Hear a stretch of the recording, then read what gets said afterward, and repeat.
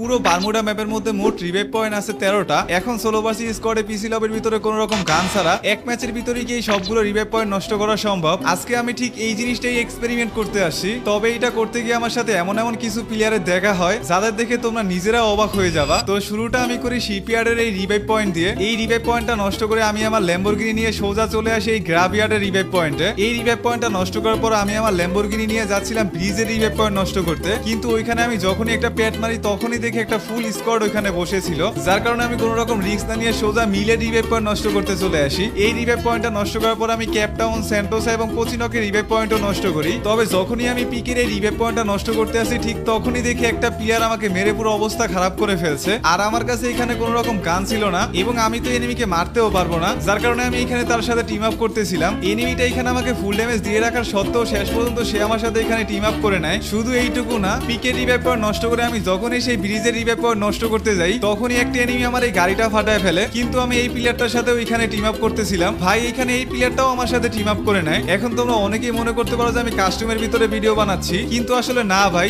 এটা আমি বিয়ার র্যাঙ্কের ভিতরেই বানাচ্ছিলাম। যাই হোক, এই রিভাইভ পয়েন্টটা নষ্ট করার পরেই দেখি সবগুলো রিভাইভ পয়েন্ট চলে গেছে। কিন্তু তোমরা যদি এই ভিডিওর পার্ট 2 চাও তাহলে অবশ্যই তোমরা চ্যানেলটা সাবস্ক্রাইব করে কমেন্ট করে জানিয়ে দিও, এবং এই ভিডিওর মধ্যে আমি কতগুলো রিভাইভ পয়েন্ট নষ্ট করছি সেইটাও অবশ্যই কমেন্ট করে জানিয়ে দিও।